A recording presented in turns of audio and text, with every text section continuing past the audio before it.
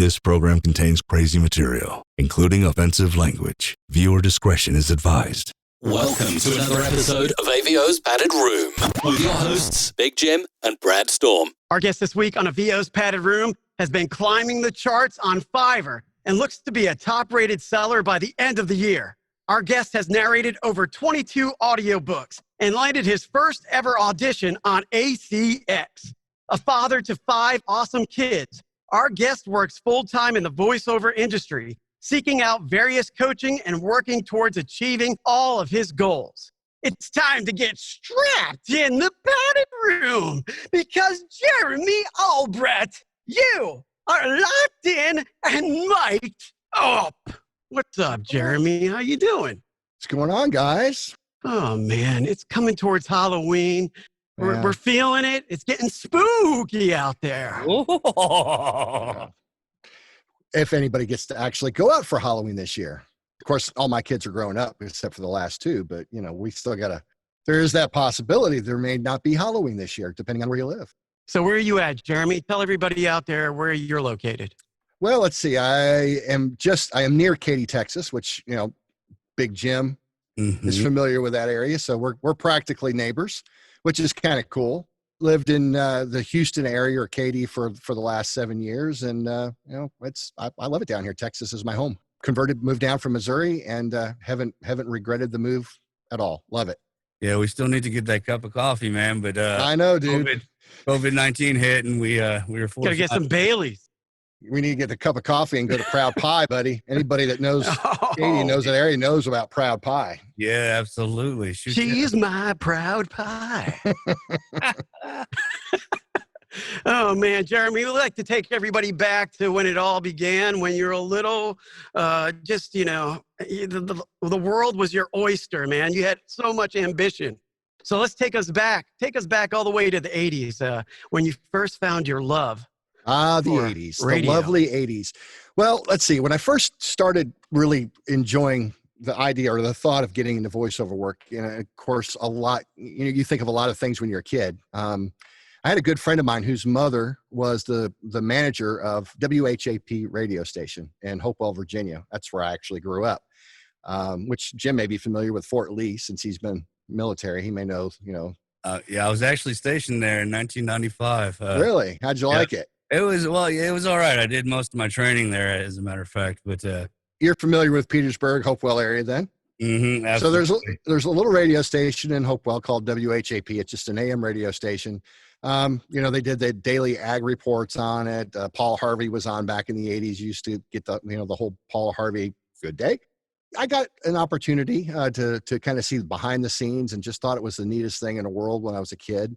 And from then on, I always, you know, there was a lot of times me and my buddies would pretend like we were a talk show host, you know, because that's a lot of what WHAP did was a lot of talk shows, you know, news radio, stuff like that. Before news radio became a big deal or cable news came. Now, was it Geraldo Rivera?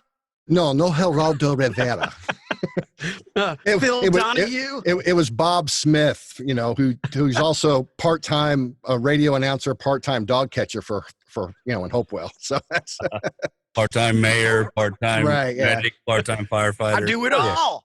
That was about right. It's just a little radio station in the middle of Hopewell, Virginia that used to, you know, back in the day, it catered to farmers. They got the ag report, they got the weather, and, you know, maybe there was some music occasionally on there, but mostly it was just talk radio stuff. How did that radio experience influence you as far as your journey? Because your journey kind of took a halt for a while, right? Oh, yeah. So, you know, as life usually does, things change. You know, you get a little older, you meet somebody, you get married, you have kids, and, you know, your career takes a different direction for a number of years. But, you know, back then, you know, getting an opportunity to see behind the scenes and what was going on at the radio station was just, you know, when you're 12, 13 years old, it's just the coolest thing in the world because, you know, there's magic that comes from the radio, but especially back in the 80s. Right. Even if it was just talk radio. But, you know, there was guys there that took me back. The sales guys took me back, and I got to hang out with the manager and the kid. You know, my buddy, he got, you know, free reign because his mom ran the place. Yeah. But unfortunately, as things do, you get away from the direction you want to go and you end up going into a different direction because family and life kind of just pulls you in another way for a number of years. And that's what kind of happened to me. So I ended up not pursuing that like I wanted to, didn't go to college, didn't, get an opportunity to go into the broadcasting like I probably would have liked to under different circumstances. But, things have a tendency to be cyclical, and a few years, or several years, I should say, I was able to have an opportunity to jump back into it. Now, you talk about in your bio write-up, you talked about getting into the electrical trade. Yeah. And I know this, both trades, the voiceover trade and the electrical trade, are entirely different. However, when you're working with people in the electrical trade and, trying to achieve your boss's goals or whatever, you have, things you have to work on to achieve. How did that translate to the voiceover industry? Well, to make a long story short, I was a master electrician in Missouri for several years, but I got injured. And so I ended up getting out of the field and I ended up going into the distribution side, which actually a supply side. So instead of actually installing the material, I actually went on the other side and sold material. So I've done that probably since the early 2000s. That right there really gave me an opportunity to understand sales, marketing, how to deal with customers, how to deal with irate customers, how to deal with happy customers, how to market. I grew from just a plain inside sales guide where people would come to the counter to where I went to outside to where I got into sales management. My recent job before I came full-time into VO was a regional sales manager for a company here in the Houston market. Worked my way all the way up to that point. It's a great opportunity. There's a lot to learn. I mean, you learn a lot about business. You learn a lot about customers. You learn a lot about marketing.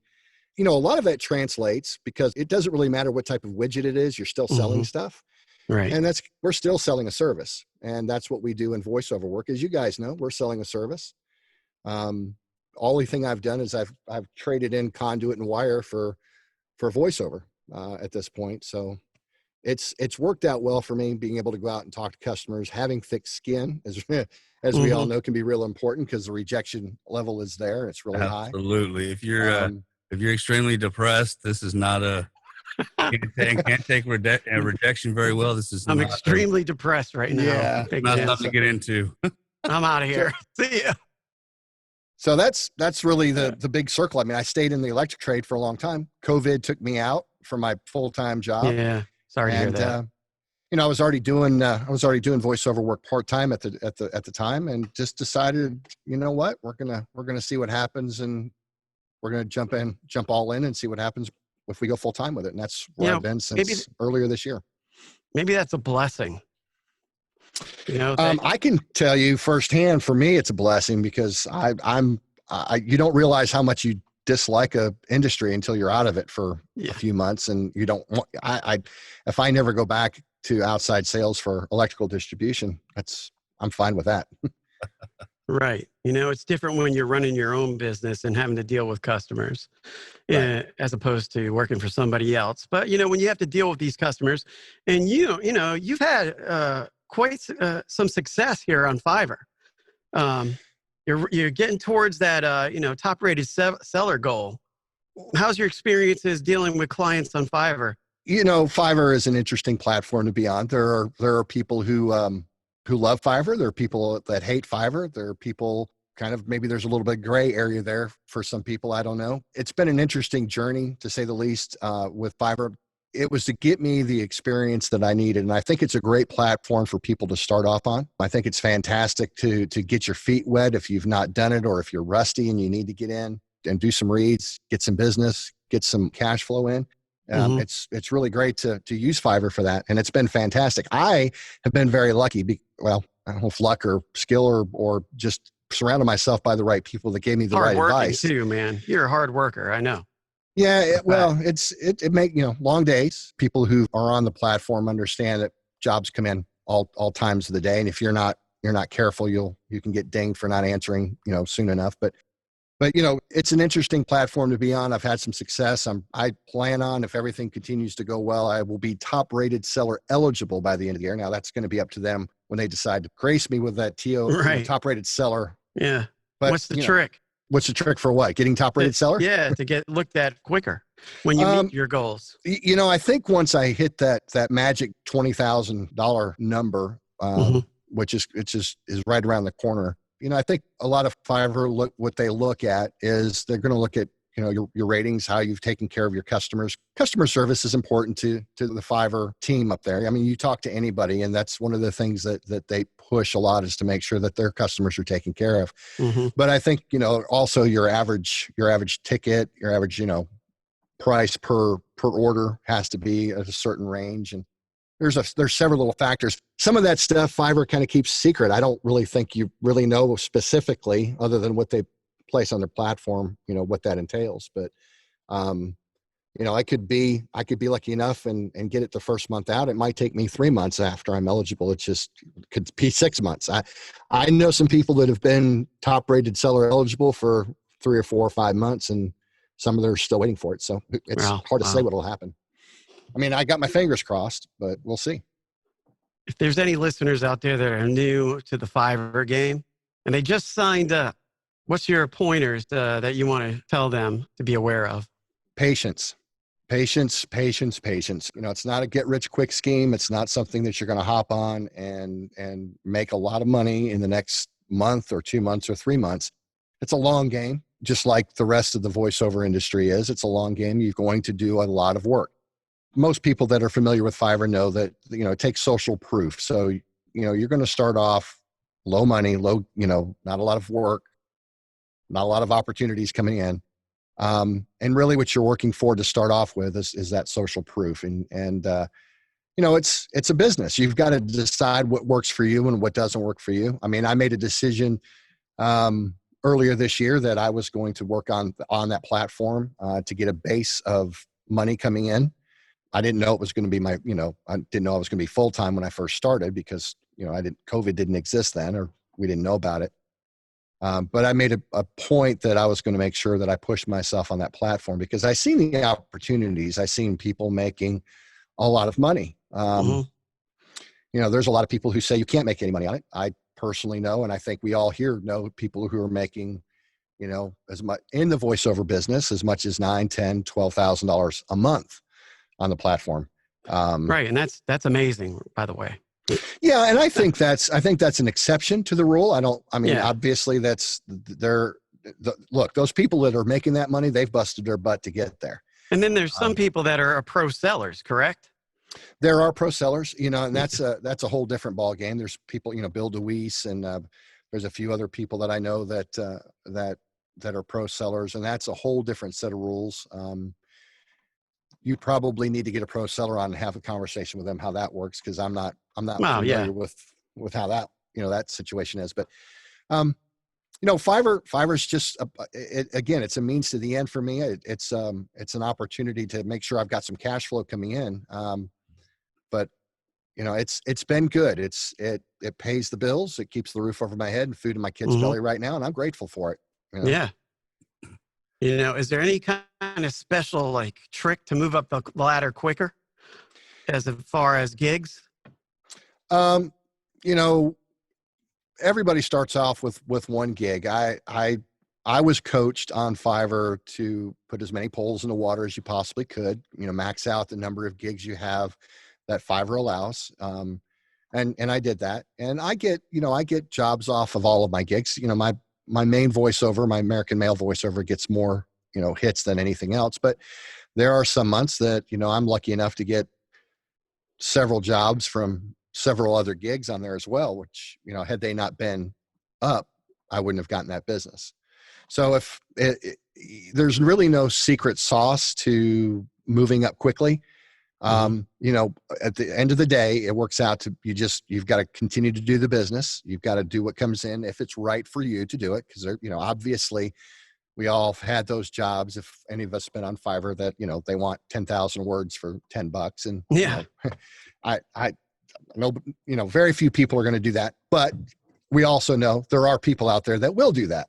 Right. That's their business. That's up to them. If that's what they want to do, then, my hat's off to them for that. But I'm sorry, Jim, go ahead. Oh, no, I'm sorry to interrupt. I was going to say another thing for those thinking about starting Fiverr or whatnot is, make sure you have everything on your profile filled out. If it asks for 10 frequently asked questions, get those 10 frequently asked questions. All those go into that algorithm of getting you placed on those top few pages. That's correct. Yeah. Yeah. In that's part of the process, is making sure that you have your gig completely filled out from top to bottom. You know, make sure if a customer gets on there, they're seeing that. Just all of that helps with the algorithms and bringing your gig higher up the level. But you know, what really moves you up is doing the work, getting the 5-star ratings, being on time, 100%, you know, as across the board as often as you can. That's what's going to move the needle. And it takes time. It's, you know, it took me, I didn't get my first job on Fiverr when I first signed. It took me 3 months to get my first job. So, Yeah. And, you know, you have different experiences with some of the bottom feeder jobs that you pick up. I mean, some of them are fine and they keep coming back and they don't ask for much. And then you got others that they constantly ask for stuff that wasn't even in the script and they want free revisions all the time. And you're trying to get your 5-star rankings to move up the ladder. But, you know, it's like, how much can you take? What's your advice on that? well, here's the thing. I look at it 2 different ways. If you're not doing anything else, you know, again, it's your business. That's a good point. That's a good point, Jim. It's Brad's business. It's Jim's business. It's Jeremy's business. You know, if you're not doing anything else and you need the practice and you want that 5-star review, then you do it. You do a great job. I mean, I'm the kind of guy, if I told somebody that I'm going to do the job, I'm going to do it, you know? Yeah. And if I've agreed to a price, and that's my cross to bear if I charge them too little. You know, you just got to be careful. My advice is you never start a job until you ask for the script. You know, make sure that your especially gig in audiobooks. Yeah. Especially in audiobooks. Make sure you read the script, make sure that your gig is filled out correctly. So if somebody does try to slide something by you, you can at least get customer service involved with it. And most of the time, Fiverr's customer service is pretty good at helping out with stuff like that. I saw an option today on Fiverr where you can just allow yourself to create the gigs for your possible clients. Now, do you switch that on or off? Do you allow clients to create gigs for you or gig offers? I fill out the profile and they typically go through the calculator on there, put how many words they have. And that's the process I go. If they need something other than that, they request a custom offer. I don't let a customer dictate what kind of offers. I saw that option today. I'm like, man, I probably should not allow them to create an offer, because I had one guy send me a script with a mother. And I'm like, I don't sound anything like a mother. So I don't know. No, Brad, you could do that. You could do it. I just got my wife to do it. You could do it. Hello. Oh, where's the tanning oil? You know, but yeah, like you said, it's good to go through the process and learn how to deal with people. Yeah, absolutely. Let the games begin. Did somebody say beer? Today we asked Mr. Jeremy to do something a bit different. Oh yeah. We're going to have you read an excerpt from Vanilla Ice's Ice Ice Baby. Yo. In the style of David Attenborough. So whenever you're ready, sir. That's Sir wonderful, Big Jim. Okay, let's see what we can do here. David Attenborough. Here we go. Rolling in my 5-0 with my rag top down, so my hair can blow. The girlies on standby, waving just to say hi. Did you stop? No, I drove by. Keep on pursuing to the next stop. I bust a left and I'm heading to the next block. That block was dead, yo. Yo. Yes. I don't know if that was good or not. Amazing, brother. You know, I probably should put a little British in there, you know, with my rag top down, so my hair could blow. Do it again. The girlies stand by, waving just to say hi. I don't know. Hey, sorry. That was almost Vincent Price there, Do bro. it like you're constipated. Yeah, I think my voice is not quite right for David Attenborough, but that's all right. We'll do it next time. Yeah. We'll get it. Yeah. Sean Connery. Oh, that's right. Right. Rolling in my 5-0 with my rag top down so my hair can blow. That's right. We should have done another Rocky script, Jim. Yo. I know. That was awesome, Rocky Jeremy. Mountain. Yeah, I heard that. I heard that. That was pretty. Ring the bell. You can do it, Rocky.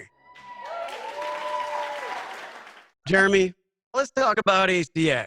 ACX. Let's talk about how important the audiobook world has been for your success. And let people know about, hey, you auditioned, your first audition, something happened. Yeah, when I decided to get serious about looking into voiceover work again, ACX was the first thing that popped up. So I dug into ACX and got on the platform, figured everything out there. And the very first audition I put in, I got an offer. And I thought, wow, that's kind of cool. I went ahead and took the job. It wasn't bad. It was, about a 2-hour book. It was written fairly well. I didn't make a lot of money off of it, but it was exciting. And, at the end of the day, when you do your first audiobook and that's your first paid job, it's kind of the neatest thing in the world.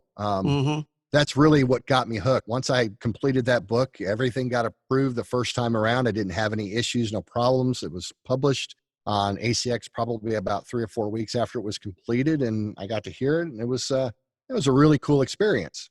What mic were you using at the time, and what was your setup looking like?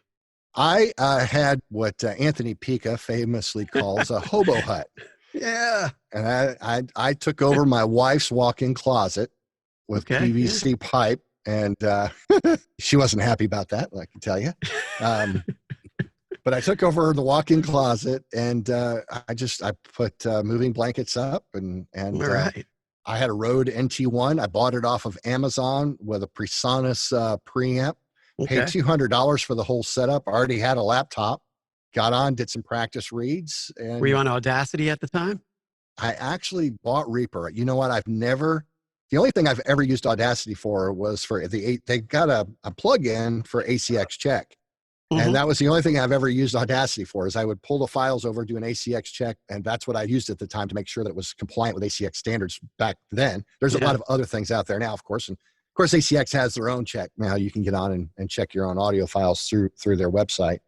But that's it. I locked myself in the closet and spent 3 or 4 hours a day reading an audiobook. Very poorly, I thought. I wasn't sure. I wasn't sure. How the person was going to feel about it, but it got done. Yeah, that's all that matters. It's like going the distance, like Rocky. Yeah. Actually, Jeremy, let's talk coaching on ACX. You've gone through some legendary coaches here, or some well-known coaches, rather. Is there anyone specific that has helped you gear towards the ACX or the audiobook genre in general? If there's anybody that probably stands out, would be Anthony Pica. I would say that he was probably the biggest influence and the biggest help as far as a coach goes. Absolutely fantastic. I spent a year with him coaching both professionally as far as business side of it goes, and understanding how ACX works, how Fiverr works, how audiobooks work, what people were expecting. Absolutely fantastic, a guy to work with. And anybody that is looking for a coach for Fiverr or ACX, he's a great guy to work with. Domingo, I worked with him for a little while here just recently. Absolutely fantastic guy. He's actually helped me more along the lines with some of my commercial reads. And Brad can tell you, because Brad was in the same class with me that I was with Domingo. He's just phenomenal. Probably one of the best coaches that I've had. Well, you point out two guys, right? Anthony and Domingo. They have a lot of patience. They do. And they know how to work with people because they've been teachers, in their prior jobs. Yeah. So it's just like these guys are very positive. They'll tell you what needs to be told, but they do it in a kind way. That's, appreciated. Yeah. I always liked Anthony because he's like, buddy, I really like you a lot, and I think you're doing a great job. But yeah. And anytime Anthony says "but," you're like, "Uh-oh." Yeah. He'll kick your ass and then hug you in the same sentence. He does. And you know what, though? That's okay, because the last thing you want is somebody just to just gloss over your errors and mistakes. Because, look, at the end of the day, we all have coaches. We all pay these guys to tell us things that we need to get better. And, I'm still learning. I will tell you that coaching and of course anybody, they're going to go, duh, I get that. But, coaching is a big part of this. And, here's the thing. It's not just coaching with somebody like Anthony or Domingo or, Brent with VO, LA. Come on, Big Jim, Yeah, Trevor. that guy. Yeah, that's an awesome. Yeah. Let me get it right before I embarrass myself. Come on, anyway, Big Jim. But, it's doing things with your peers too, with people like you, Brad and Jim and other people where we just get together and we have our conversations with other groups of just like-minded people where you get together and have the opportunity to talk about what's working and what's not working. It's absolutely so important. Keeps you motivated. Yeah, because there was a long time where I didn't know anybody, and I'm like, where do I turn to? And it just so happens, we met through that Anthony Pica masterclass. Well, we started that very infamous Friday night group. No, not really infamous, but that Friday night not so politically correct group, is so we can have that place to come to, on Friday evenings to go over what we're going through and all that. It's important. Well, it is because, there are days, and we've all been there, where it's like, maybe I need to go back and sell electrical supplies. Maybe I need to go do something else. I've been there. Yeah. And then you get your guy. I get together with my guys on Friday sometimes, and here everybody's slow this week. Okay, everybody's slow, so it's not me. I don't suck as bad as I think I do. So, or maybe I do, and I just I'll push it for another week. But it doesn't matter, because if you keep pushing it, you're going to get better. Well, yeah, and I agree. I completely agree. And we're talking about the audiobook thing. Audiobooks aren't for everybody. Brad, you and I have talked about this. It's it's a long form narration can be. It'll wear you out, dude. I mean, you spend 2, 3, 4, 5, 6 hours at a time reading. You lose your voice. Your voice gets hoarse. I mean, I'm hoarse from reading already today. You got to be really disciplined. You do. You have to make sure that you on top of the audiobooks, you usually have other projects that are coming in from different areas too. Voices. I got some work coming in from voices.com. I got, Fiverr work coming in, Voice Realm, and then, I think I'm going to have, I can't say what it is yet, but I believe I got an email just today for another audiobook, and it's going to be the biggest, and most I've ever been paid for one, potentially. Congratulations. So breaking news here on the Padded Room. Breaking news. This just in. I'll let you guys know if I actually get it. They told me today that it looks like it's my job, but I haven't received a contract or anything on it yet. But if it is, I'll probably get as much for that audiobook as I did as I typically make an entire month elsewhere. So it'll be a pretty significant project. That is awesome. Unfortunately, Jeremy, our time's come to an end this episode. I wanted to thank you again for joining us today. And why don't you take a few moments and let everyone know where they can find you and all that on social media?